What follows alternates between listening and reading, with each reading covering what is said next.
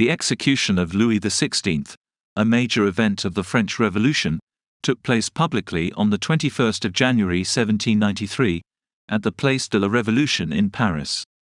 At a trial on the 17th of January 1793, the National Convention had convicted the king of high treason in a near-unanimous vote.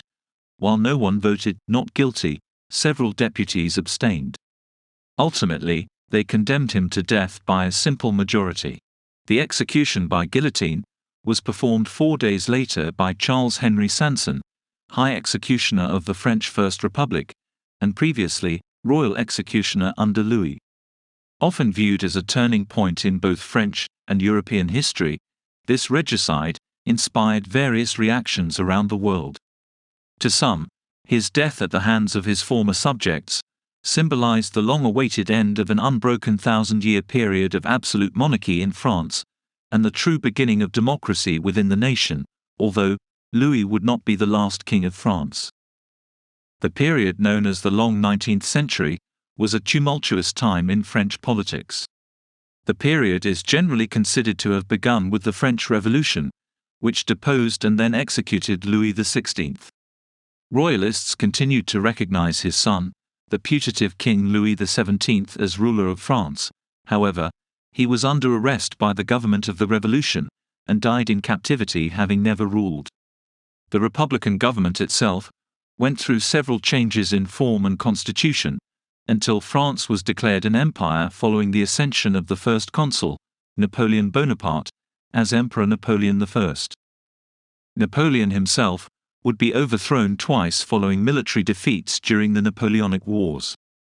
After the Napoleonic period followed two different royal governments: the Bourbon Restoration, which was ruled successively by two younger brothers of Louis XVI, and the July Monarchy, ruled by Louis-Philippe I, a distant cousin who claimed descent from Louis XIII.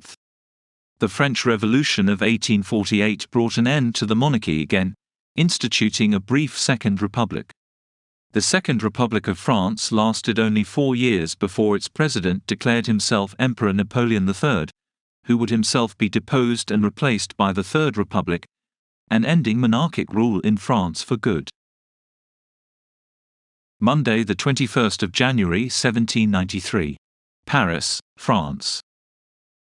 Louis XVI awoke early in the morning.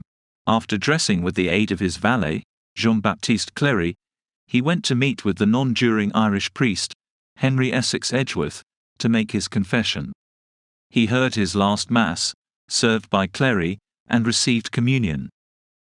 After receiving the priest's blessing, he went to meet Antoine Joseph Santerre, commander of the guard.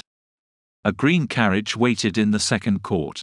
He seated himself in it with the priest, with 2 militiamen sitting opposite them. The carriage left the temple where he was held captured, at approximately 9 o'clock. For more than an hour the carriage, preceded by drummers playing to drown out any support for the king, and escorted by a cavalry troop with drawn sabres, made its way through Paris, along a route lined with 80,000 men-at-arms, which included soldiers of the National Guard, as well as militants amongst the common people, called sans-culottes. At 10 o'clock, the carriage arrived at Place de la Révolution, and proceeded to an area where a scaffold had been erected, in a space surrounded by guns and drums, and by a crowd carrying pikes and bayonets. After initially refusing to permit Sanson and his assistants to bind his hands together, Louis XVI relented when Sanson proposed to use his handkerchief instead of rope. The executioner's men cut the king's hair, removed his shirt's collar, and followed him up the scaffold. Upon the platform, Louis proclaimed his innocence to the crowd, and expressed his concern for the future of France. He tried to give an extensive speech, but a drum roll was ordered by Antoine Joseph Santerre, and the resulting noise made his final words difficult to understand. The executioners fastened him to the guillotine's bench, and positioning his neck beneath the device's yoke, to hold it in place.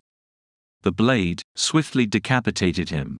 Sanson grabbed his severed head out of the receptacle into which it fell, and exhibited it to the cheering crowd.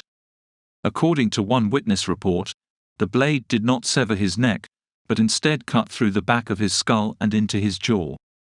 Some accounts state that members of the crowd rushed towards the scaffold with handkerchiefs, to dip them in his blood, and keep as souvenirs. During the period of the French Revolution known as the Reign of Terror, more than 16,000 official death sentences had been dispensed throughout France since June 1793, of which 2,639 were in Paris alone, and an additional 10,000 died in prison, without trial, or under both of these circumstances. 9 months after the death of Louis XVI, his wife Marie Antoinette, formerly Queen of France, met her own death at the guillotine at the same location in Paris.